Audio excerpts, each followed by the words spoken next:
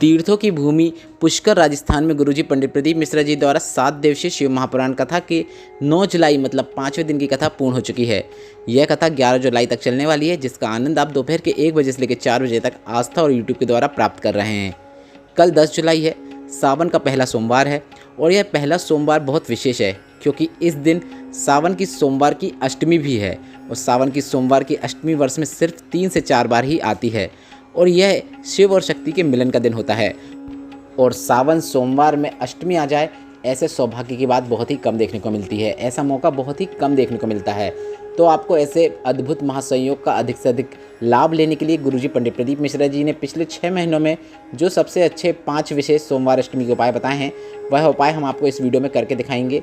साथ में आज की कथा मतलब 9 जुलाई की कथा में गुरुजी ने जो उपाय और पत्र जानकारी दी है वह भी हम आपको बताते जाएंगे। मतलब बीच बीच में हम आपको सावन सोमवार अष्टमी के नए नए उपाय भी बताते जाएंगे और बीच में पत्र और आज की कथा की जानकारी भी बताते जाएंगे। इसलिए आप वीडियो को अंत तक देखें, पूरा देखें ताकि बीच में बताए गए उपाय आपसे ना छूटें।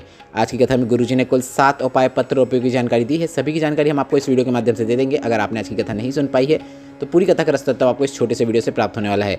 कल के वीडियो में हमने आपसे एक प्रश्न किया था कि रोग मुक्ति के लिए किसके जल का उपयोग किया जाता है, तो इसका सही उत्तर है रुद्राक्ष का। और आज के वीडियो का प्रश्न यह है जो आपकी स्क्रीन में भी दिख रहा है, इनमें से कौन माता पार्वती की बहन है। आपके ऑप्शन इस प्रकार हैं, ए गंगा, बी सती। आप इस प्रश्न का उत्तर अभी हमें कमेंट के जरिए भेज सकते हैं। हम इस प्रश्न का उत्तर आपको कल के वीडियो में जरूर बता देंगे। बढ़ते हैं आज की कथा की पहली जानकारी की ओर। कथा शुरू होते ही गुरुजी ने सभी से कहा, मंदिर जाते समय आपको एक बात का ध्यान रखना चाहिए कि आप जब मंदिर जा रहे हैं तो आपका किसी को धक्का न लग जाए। और अगर आप कोई घाट में जाओ तो वहाँ पर आपको स्वच्छता बनाए रखना चाहिए। कोई भी घाट में जाकर आपको कपड़े छोड़कर बिल्कुल भी नहीं आना है। अगर आप कपड़े छोड़ के आ रहे हैं और उसमें किसी का पाँव लग जाता है तो उसका दोष आपको ही लगता है। और किसी भी शास्त्र में यह नहीं लिखा है कि घाट में कपड़े छोड़ना चाहिए। अब बता दें हम आपको नोएडा की नवनिधि शिव महापुराण कथा में गुरुजी ने सोमवार अष्टमी का एक विशेष उपाय बताया था, जो कि इस प्रकार है। गुरुजी ने निर्मलेश्वर महादेव वाला बिल्कुल नया सोमवार अष्टमी का उपाय बताया था। पहले आप यह समझ लीजिए कि ये उपाय किन्हें करना है। जिनको ऐसा लग रहा है कि उन्हें जो जीवन में कष्ट दुख तकलीफ मिल रही है वह ख़त्म होने का नाम नहीं ले रही है, या फिर कोई ऐसा कार्य जो लंबे समय से पूरा नहीं हुआ हो और उसका पूर्ण होना बहुत ज़रूरी हो, या फिर कोई फाइल आगे नहीं बढ़ रही हो, या फिर किसी भी कार्य की सिद्धि प्राप्त करने के लिए, कार्य में सफलता प्राप्त करने के लिए घर का कोई भी सदस्य इस उपाय को कर सकता है। काफ़ी सरल और आसान उपाय है। यह उपाय आप इस सावन में ज़रूर करें। आपको कोई भी 5 वृक्ष की 5 पत्तियाँ लेना है, मतलब एक वृक्ष की आपको सिर्फ एक ही पत्ती लेना है। 5 वृक्षों की 5 पत्तियाँ लेना है। आप बेलपत्र, शमी पत्र, पीपल, बरगद, आंवला, ऐसे 5 वृक्षों की एक एक पत्तियाँ भी ले सकते हैं। आप कोई भी वृक्ष की एक एक पत्ती ले सकते हैं। साथ में आपको एक सफ़ेद पुष्प की भी आवश्यकता होगी। इन सभी चीज़ों को लेकर आपको शिवालय पहुँच जाना है और इन सभी चीज़ों को आपको माता अशोक सुंदरी के स्थान पर स्पर्श कराते हुए निर्मलेश्वर महादेव का नाम लेते हुए शिवलिंग के ऊपर अर्पित कर देना है। बस आपको इतना ध्यान रखना है कि आपको माता अशोक सुंदरी के स्थान पर अर्पित नहीं करना है, सभी चीज़ों को स्पर्श कराना है। उसके बाद आपको शिवलिंग के ऊपर ही सभी चीज़ों को निर्मलेश्वर महादेव का नाम लेते हुए अर्पित करना है।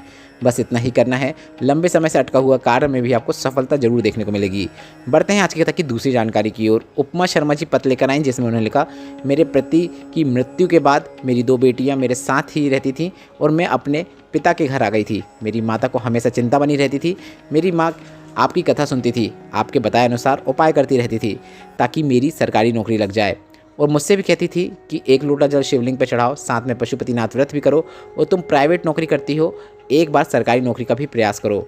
मैंने माँ के बताए अनुसार शिव की पूजा करना शुरू किया और बाबा की कृपा से टीचर की मेरी सरकारी नौकरी लग गई है। उसी का आभार व्यक्त करने में कथा पंडाल में आई हूँ। बढ़ते हैं आज की कथा की तीसरी जानकारी की ओर। रत्ना देवी जी पत्र लेकर आए, जिसमें उन्होंने लिखा, मेरी बहू को 18 वर्षों से बच्चा नहीं हो रहा था। सब जगह इलाज कराया पर सभी ने यह कहा कि बच्चे का योग नहीं है। इसके बाद आपकी कथा सुनना शुरू किया। आपके बताए अनुसार पशुपतिनाथ व्रत करना शुरू किया और मेरी बहू का गर्भ ठहर गया और 18 वर्षों के बाद संतान की प्राप्ति हुई है। उसी का आभार व्यक्त करने 6 माह की बच्ची को लेकर कथा पंडाल में आए हैं। अब बढ़ते हैं अश्वत्थामा शिव महापुराण कथा में गुरुजी का बताया गया सोमवार अष्टमी का सबसे अच्छा मनोकामना पूर्ति उपाय की ओर। गुरुजी ने कहा, अगर कोई मनोकामना आपकी लंबे समय से पूरी नहीं हो रही हो, घर में बीमारी है, रोग है, कष्ट है, धन संपदा की कमी है, कर्जा बढ़ते ही चले जा रहा है, तो आपको एक कलश लेकर शिवालय पहुंच जाना है और श्री शिवाय नमस्तुभ्यम बोलते हुए शिवलिंग पर एक विशेष क्रम पे आपको जल अर्पित करना शुरू करना है।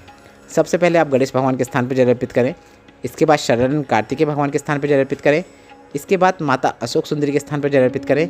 इसके बाद माता पार्वती का जो हस्तकमल होता है, शिवलिंग का जो कटी भाग होता है, वहाँ पर जल अर्पित करें और इसके बाद शिवलिंग के ऊपर जल अर्पित करें। पर इस बात का ध्यान रखें, शिवलिंग के ऊपर आपको पूरा जल अर्पित नहीं कर देना है, थोड़ा सा जल आपको बचा लेना है और इस बचे हुए जल को आपको बेलपत्र के पेड़ के नीचे जाकर अर्पित कर देना है।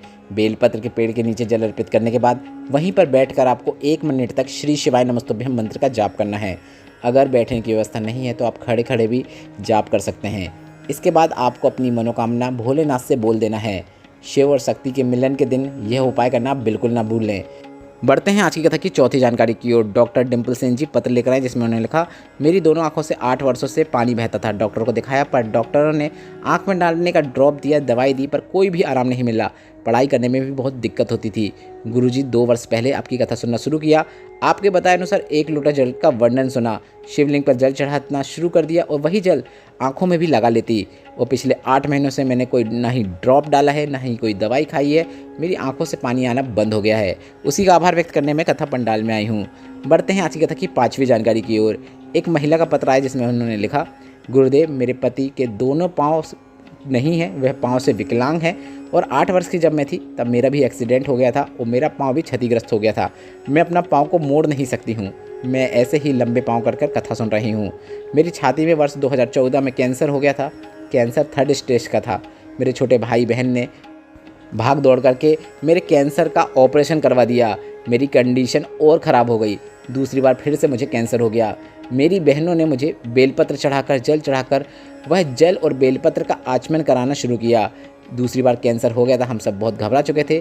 इसके बाद कुछ समय बाद फिर से हमने डॉक्टर को दिखाया, फिर से चेकअप करवाया तो रिपोर्ट नॉर्मल आना शुरू हो गई। शिव पर चढ़े जल और बेलपत्र से जो चमत्कार हुआ है उसी का आभार व्यक्त करने में कथा पंडाल में आई हूँ। अब हम आपको सोमवार अष्टमी का छोटे बच्चों के लिए किया जाने वाला एक विशेष उपाय बता रहे हैं। गुरुजी ने बताया था पिछली कथाओं में कि सोमवार अष्टमी के दिन आपको अपने घर के जो छोटे बच्चे हैं, जिनका चित्तवृत्ति स्थिर नहीं होती है, पढ़ाई में मन नहीं लगता है, उनसे उनके हाथ में आपको शक्कर देकर शिवलिंग पर अर्पित करवाना है।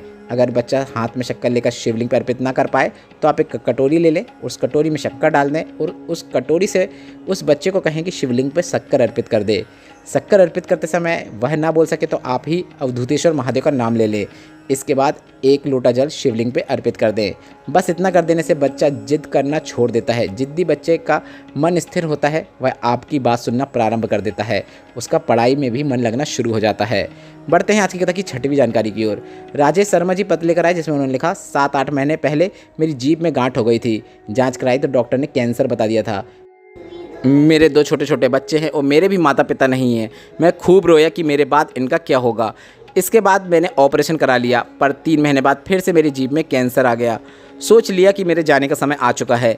किसी ने बताया आस्था चैनल पर सीहोर वाले महाराज की कथा आती है। मैंने शिव महापुराण कथा सुनना शुरू किया। शिव मंदिर में जाकर जल चढ़ाना शुरू किया। शिव पर चढ़ी हुई बेलपत्र का आचमन करना शुरू किया और अगली बार जब जांच कराई तो मेरी रिपोर्ट नॉर्मल आ गई और डॉक्टर ने बोल दिया कि अब आपको कैंसर नहीं है।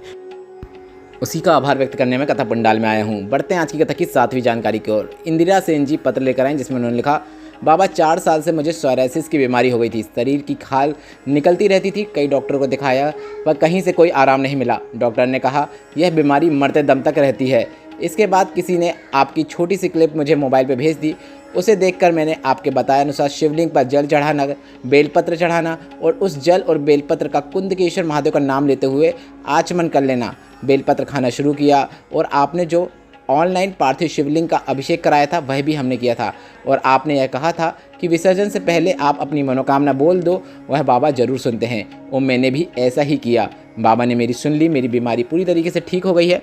उसी का आभार व्यक्त करने में कथा पंडाल में आई हूँ। अब गुरुजी ने त्वचा रोग पर सोमवार अष्टमी का एक विशेष उपाय बताया था, आप वह भी सुन लीजिए। यह उपाय आप सिर्फ और सिर्फ सोमवार अष्टमी के दिन करें तो काफ़ी अच्छी बात है। आपको लाल चंदन को सिद्ध करना है। अब लाल चंदन को सिद्ध करने के लिए आपको क्या करना है, आपको पीपल का पत्ता लेना है, उसमें लाल चंदन रख लेना है। थोड़ी ज़्यादा मात्रा में पीपल के पत्ते में लाल चंदन रखें। इसके बाद इसी पीपल में रखे हुए पत्ते के लाल चंदन का उपयोग करते हुए आपको शिवलिंग पर त्रिपुंड का निर्माण करना है। आप जिन उंगलियों से त्रिपुंड का निर्माण करेंगे उन उंगलियों को वापस उस लाल चंदन में लगा दें जो पीपल के पत्ते में है। बस इस पीपल के पत्ते को लेकर आप अपने घर पर लेकर आ जाएं। आपने जो लाल चंदन सिद्ध किया है उसे आपको घर पर लाने के बाद आपको इसका उपयोग सिर्फ 5 से 6 दिन तक ही करना है और यह उपाय सिर्फ सोमवार अष्टमी के ही दिन करना है, अन्य किसी भी दिन नहीं करना है। तो पीपल का जो पत्ते में लाल चंदन आपने सिद्ध करके लाए हैं, इससे आपको 5 से 6 दिन तक स्नान जब भी करेंगे तो थोड़ा सा लाल चंदन उसमें मिला देना है और उससे स्नान कर लेना है। त्वचा रोग हो, सफ़ेद दाग हो, काले दाग हो, कालापन हो, आपको लाभ जरूर देखने को मिलेगा। बढ़ते हैं आज की कथा की 6वीं जानकारी की ओर। धनवती जी पत्र लेकर आई जिसमें उन्होंने लिखा, मेरा बेटा परीक्षा देता था, हर बार परीक्षा दे देकर वह थक चुका था, हार चुका था, उसका कहीं पर भी सिलेक्शन नहीं हो रहा था। शंकर भगवान के मंदिर की मैंने उसे साफ सफाई करने को कहा, झाड़ू पोछा करने को कहा, साथ में उससे पशुपतिनाथ व्रत भी करवाया। साथ ही सीहोर में जाकर कोबरेश्वर धाम में जाकर बाबा से निवेदन करके आए और कंकड़ रूपी शंकर को प्राप्त करके ले आए। सीहोर से लौटकर आए कुछ ही दिन हुए थे और बाबा ने सुन ली उसकी सुंदर सरकारी नौकरी लग गई है, उसी का आभार व्यक्त करने कथा पंडाल में आई हूँ। बढ़ते हैं आज की कथा की अंतिम जानकारी की ओर, जो कि गुरुजी ने सीहोर कोबरेश्वर धाम में जो महाशिवरात्रि शिव महापुराण कथा हुई थी उसमें एक विशेष उपाय बताया था, जो कि आपको इस सावन सोमवार अष्टमी के दिन करना है। गुरुजी ने कहा था, अगर आपको ऐसा लगता है कि महादेव मेरी सुन नहीं रहे हैं, मैं जल भी चढ़ाता हूँ, पूजा भी करता हूँ, सब करता हूँ, पर महादेव मेरी मनोकामना पूरी नहीं कर रहे हैं, तो आपको एक लोटा जल लेकर शिवालय पहुँच जाना है और शिवालय पहुँचने के बाद आपको एक विशेष तरीके से शिवलिंग पर जल अर्पित करना शुरू करना है। सबसे पहले आपको जल अर्पित करने की शुरुआत गणेश भगवान के स्थान से करना है। इसके बाद आपको माता अशोक सुंदरी के स्थान पर जल अर्पित करना है। इसके बाद शरण कार्तिकेय भगवान के स्थान पर अर्पित करना है। आप ये ना सोचें कि मैंने पहले माता अशोक सुंदरी बोल दिया, बाद में शरण कार्तिकेय बोला। आप क्लिप निकाल के देख सकते हैं, गुरुजी ने भी ऐसा ही करने को कहा है। तो सबसे पहले गणेश भगवान, फिर माता अशोक सुंदरी, फिर कार्तिकेय, फिर माता पार्वती के हस्तकमलों पे आपको जल अर्पित करना है। इसके बाद जल कलश का थोड़ा सा जल आपको बचा लेना है। शिवलिंग के ऊपर आपको जल अर्पित नहीं करना है। बस यही इस उपाय की विशेषता है। यह उपाय रोज़ नहीं किया जाता, सिर्फ और सिर्फ विशेष दिनों में किया जाता है और इस सावन सोमवार की जो अष्टमी है इस दिन करके आपको अधिक से अधिक लाभ प्राप्त करना है। गुरुजी ने कहा है, आप जो थोड़ा सा जल जो शिवलिंग के ऊपर नहीं चढ़ाएंगे उसे आपको ले जाकर बेलपत्र के वृक्ष के नीचे अर्पित कर देना है। बस इतना ही कर देने से महादेव चिंतित हो जाते हैं कि यह मेरा भक्त है, आज तक इसने ऐसा नहीं किया, आज ऐसा इसने क्यों किया है। महादेव कहते हैं कि माता पार्वती, इसने भले ही शिवलिंग के ऊपर जल न चढ़ाया हो, पर मेरा भक्त है, उसने तुम्हारे हस्तकमलों पर जल चढ़ाया है, तो मैं उसे जितना प्रदान करता हूँ तुम उसे उससे 2 गुना फल प्रदान कर देना। अब आप जिस भी उद्देश्य को मन में रखते हुए, जिस भी मनोकामना को मन में रखते हुए जीवन की परेशानी को दूर करने के लिए आप यह उपाय कर रहे हैं, वह निश्चित ही उसमें आपको सफलता देखने को मिलती है। अब इस वीडियो में बताए गए उपायों से संबंधित अगर अभी भी आपके मन में कोई प्रश्न हो तो वे प्रश्न आप कमेंट के जरिए पूछ सकते हैं। और आज की कथा और मेरे द्वारा दी गई जानकारी अगर आपको उपयोगी लगी हो तो इस वीडियो को लाइक करके कमेंट बॉक्स में हर हर महादेव टाइप करना मत भूलिएगा। श्री शिवाय नमस्तुभ्यम। हर हर महादेव।